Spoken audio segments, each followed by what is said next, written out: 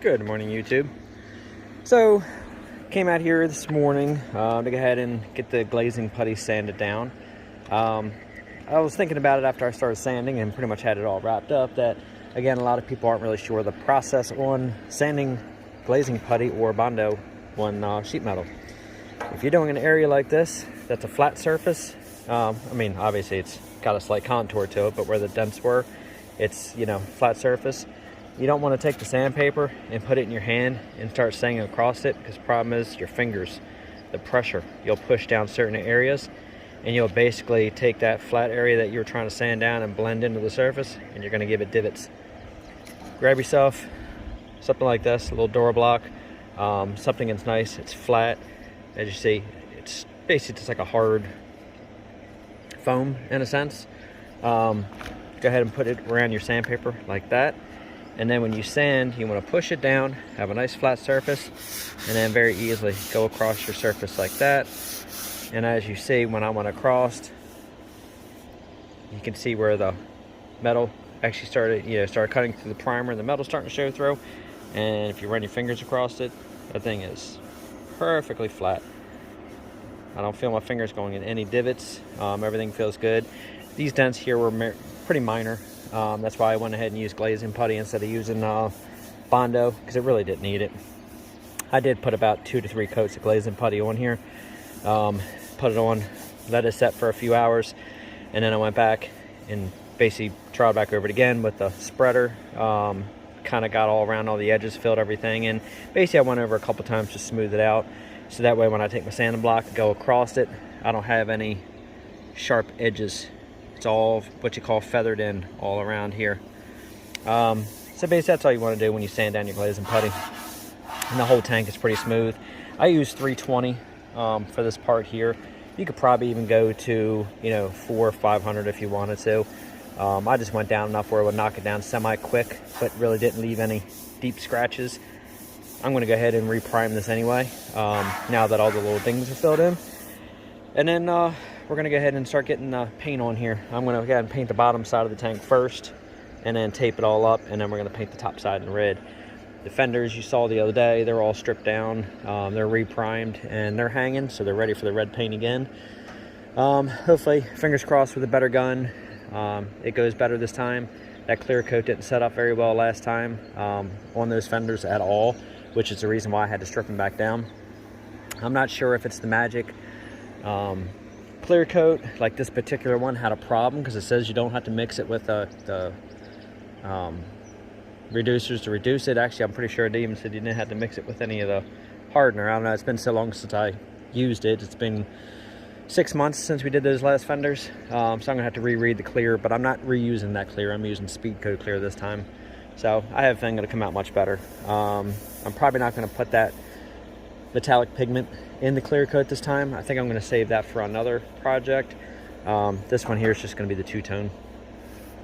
So I'm going to add to this video as I'm taping up and spraying the white.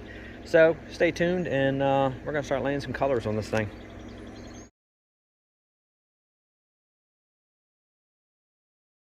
What's up, YouTube? Alright, so you saw me working on the tractor tank. As you see, it looks really good.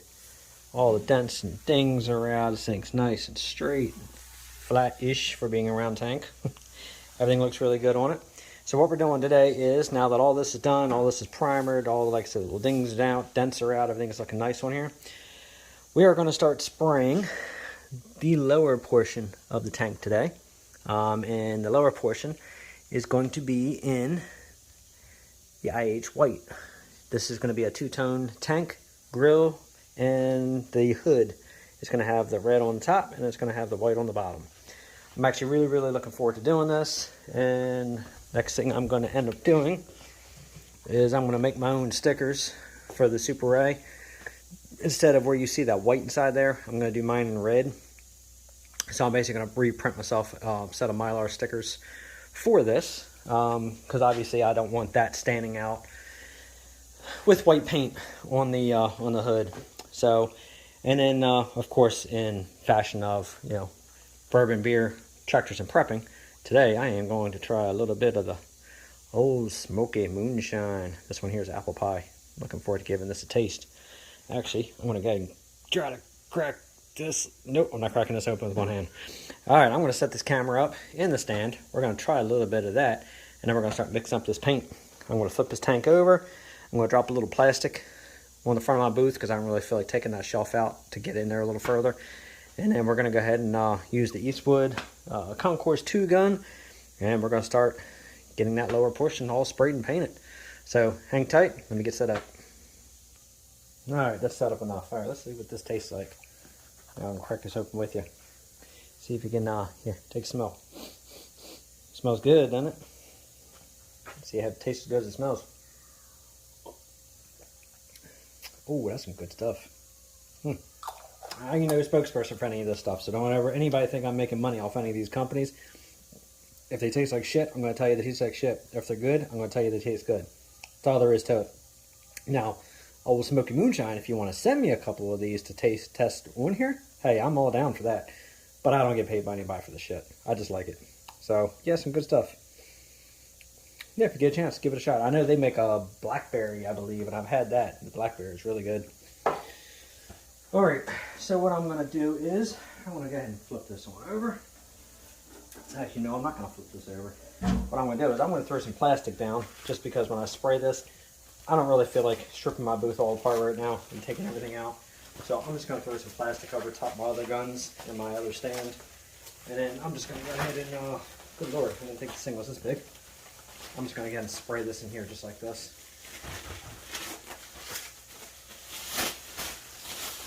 You know what, I don't really think you guys need to really see me putting this plastic down. So, you know, I'm going to get this plastic down, come back, and then I'm going to crack this open and we're going to mix this up and then go from there. Alright, my friends, we're back.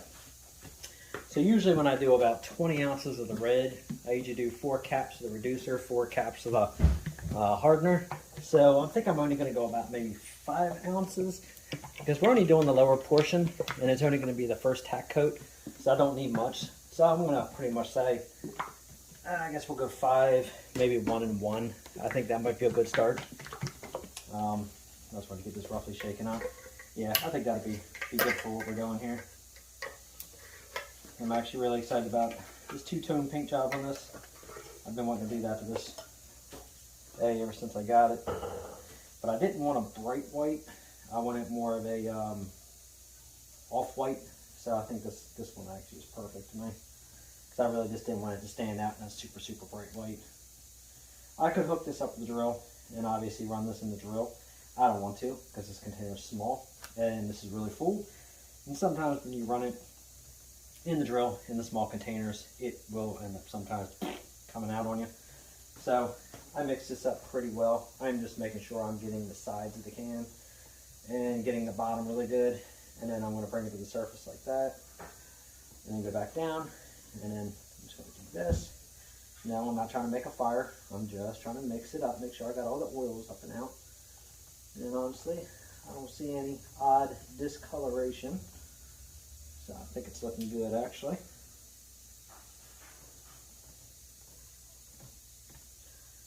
Looks good. And again, supply shortage on everything. I don't want to waste too much paint. I want to try to save what I can. So I don't want to wipe a lot of this off. I want to try to keep it. I know that sounds stupid, but man, everything's just so expensive anymore. So I'm going to just stick that in there for the moment. I'm going to let that drip into that cup and that'll be good to go. So usually I'll just do a cap full. So I'm going to do a cap full of the hardener, probably a cap full of the reducer to start, mix it up. I'm going to see where it sets. And if it feels like it's good and runny, then we're going to roll with it. And then I'm going to bring a tank on over here, lay it out. I'm going to drop a little bit of acetone in here. I already cleaned this gun a couple times. Last time when I got it, but since it's been sitting a little bit, I'm going to go ahead and use it. Got the bigger 3/8 hose this time. Let me see if I can get a picture of a bigger 3/8 hose this time for this. And I got the regulator and everything on the gun, so now it holds a steady 30. So that's kind of what I wanted. I need to get a better spray pattern, more consistent. So a shorter length hose hooked in 3/8 to the gun, directly to my air supply, and this should make a big difference as far as spraying. So I know when I did those fenders, it kind of gave me a fit because I didn't want to keep reducing that paint too much, but the it was kind of thick. and I wasn't really happy with it. And I think the whole problem was the fact that I think that airline was a little small and the other gun was kind of junk. So I know people can get good results out of cheap guns, but I think you need to use a really, really good paint to get those kind of results out of a cheap gun. I think if you use just, not that Magic's bad paint, it's good paint, but you can't really hold torches like PPG and stuff like that. So it's a different quality there. I am really digging that apple pie. Whew, that is some good stuff. Alright, I think that's drip dry enough.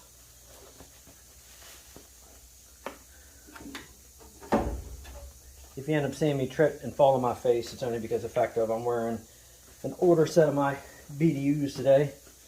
And these strings have about had it, so I've stepped on them so many times. The strings are pretty much hanging under my feet. Every time I tie them, they untie. So if you see me trip, fall, just consider it a blooper reel. It's just extra bonus footage. I'm hoping it don't happen, especially carrying that tank, but you know, shit happens, right? Alright, I'm gonna put that over here and try to grab this rag.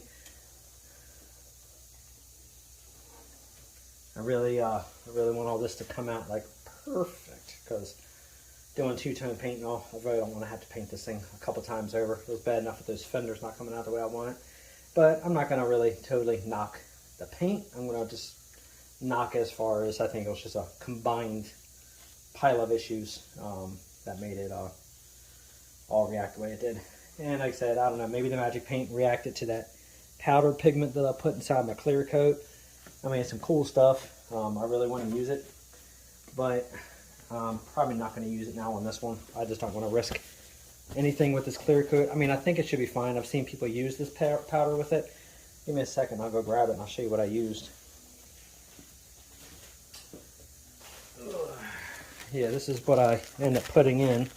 So I mixed it out, and it was, I mean, it's a beautiful color, but I think I'll try it on something else, another tractor, with that clear coat that I bought. But it's paint with pearls. It's the ruby red candy pearls. And if you look back in a couple of videos down, you'll see where I did a close-up showing the fenders with this in there. I mean, it's beautiful. It really looks nice. I just think it reacted with the Magic Clear coat, and I think it kept that Magic Clear from actually setting up. I think it did something to the... yeah, I'm having a brain fart. Apparently I shouldn't have had the moonshine before I did the video. I just think it did something to the chemistry of that clear coat, and I think it caused the issue. I don't think it was actual clear coat. But here and there, it's done. It's over with. They're struck back down. I started all over again. So it is what it is. I'll try it again. Like I said, just not this one. Alright, so, you know, I could put some tape in here, but, you know, do it fast enough, I think it'll be alright. Alright, so that's about 5 right there. This is going to basically be a tack coat, and I'm going to really do my best to actually do a tack coat like you're supposed to, because whenever I start to paint, I get heavy-handed, and I really like to see the paint lay down, and I like to see it start to cover, and then I get a little overzealous, and then I pull the trigger more and more and more, and then I end up spraying a lot. Come on, I know I ain't the only one that does that. We get all excited when we start seeing that color go down, and sometimes that tack coat just isn't so fun. You want to see everything get covered. Well, that's a big no-no. So what I'm going to do is I'm going to go ahead and spray this down, and then we're going to let it sit for 24 hours. Come back, hit it with the second coat, and after that we're good. We're ready for the clear coat. Just double check. Yeah, 5 to 10 hour normal dry time. 24 hours before recoating, so yeah, same thing even with the white, same as the red. Surface preparation, application. On unopened surfaces, apply 2 coats for the best results. Sanding lightly in between the coats. To spray, add 1 pint of the Magic Reducer to each gallon. Obviously, we're not using a gallon. And then for hardener, higher gloss, faster curing finish, add a half a pint to every gallon. And again, I'm not going that much. So we're going to go a cap and a cap. I think that's going to be just fine for what we're doing. And Yeah, I did the carburetor work yesterday, and of course now I got paint all in it. Had a fight with a thorn bush, and when I get ready to upload the video of the carburetor from the H, I'll explain a little bit. It burns inside there. But anyway, yeah, it kind of kicked my ass a little bit. So, of course, yesterday brake cleaner, carburetor cleaner getting there. Today acetone getting. That's a little bit inside your cuts. Okay, so first we're going to go ahead and add a cap full of the reducer and see how much this is thinned up.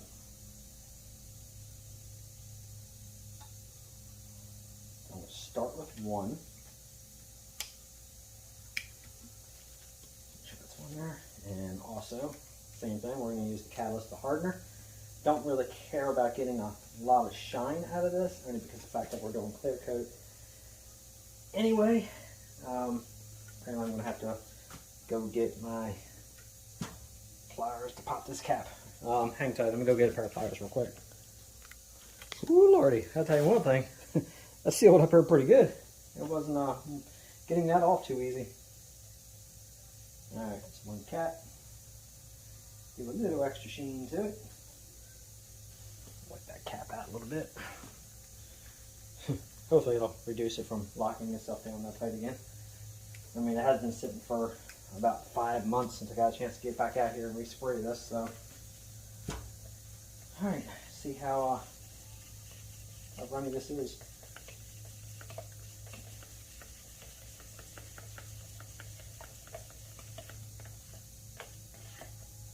One, two, three, four, five, six.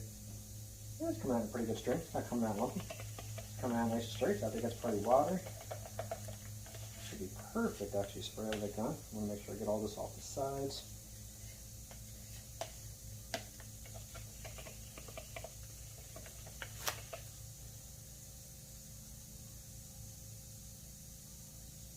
That's pretty nice. Not no really heavy drips.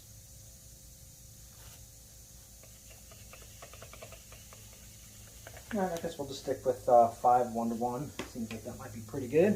If I start spraying it, it starts giving me a fit, then obviously I'll just go ahead and up a little bit more of the, tad more of the reducer in there, but I think we should be good. Sorry guys, I didn't save any for you. That was some good stuff though. Alright. Paint is good. I'm going to put that over there. I'm going to go grab the filter.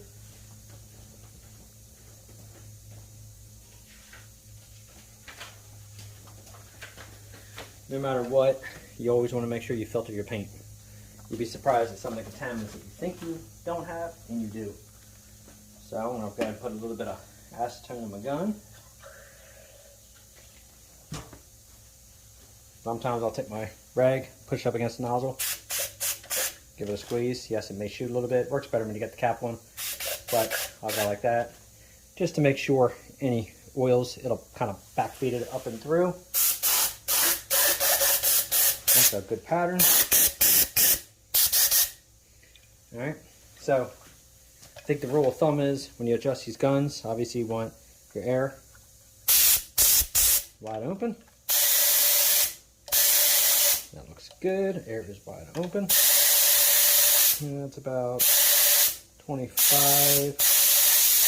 That's about 28. So we're going to stick about 28. If I'm not mistaken, you go ahead and you screw this everything out just until it's about to come out. Right there. Screw this back in until it touches right there. And that's wide open. So that's open, and the pattern is all wide open. So that should be a good start pattern right there. And then what I'm going to do is once I put the paint in, I'm going to hit a couple test spots on my board up there, and if everything's good, we're going to go ahead and start spraying. First things first, before we can spray, got to bring the gas tank over. So let me go ahead and move this out of the way, and let me go get the tank. Okay, so I got it over here, and I just thought about it too when I got ready to bring it over, is I wanted to go ahead and I don't want to get a ton of white overspray on this portion here, so I went ahead and I threw some paper and tape around there. I'm not really worried about too much of this rolled edge. I just didn't want to get all over the tank, and give it like a a dry spray kind of look. So basically what I'm going to do is I'm going to go ahead and get that spot off in there. And this is the underside of the tank, so it's not like it's anything super crucial. So we're going to go ahead and we're going to spray this, turn it, spray the other side. Refrain from going heavy, just give it a tack coat, and that's all I'm going to do to this. So I'm going to go ahead and put the paint in the gun.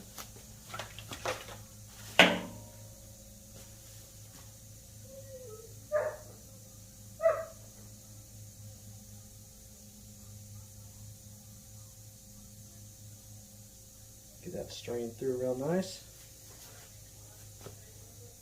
Unfortunately, I don't know what I put my other paint stand. That kind of sits free in the middle right here. I'm not sure where I put it. Of course, you put it somewhere you don't lose it, and then you lose it because you forget where you put it.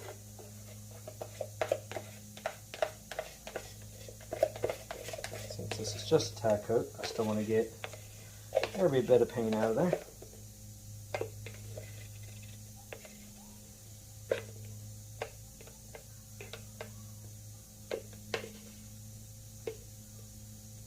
I may have to put a touch more reducer in here. I'm not sure yet. I'm going to wait until I spray first and see how it sprays. No, I mean, it seems pretty runny. It seems like it might be okay. Going to strain that through.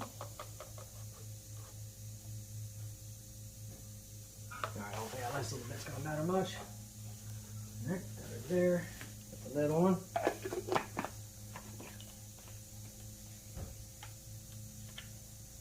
Nice. I think I'm going to go ahead and just pop. Actually, I think you just raise that. No, it's got a vent hole in it. Alright, yeah, just leave it on there. Okay. I know some of them say you got to remove the cap, some of them you leave the cap on. Alright, I'm going to go ahead and fire up this fan so you're not going to hear me talk much, and we're going to go ahead and get a coat of paint on here. Finally, I've been looking forward to this for quite a while now.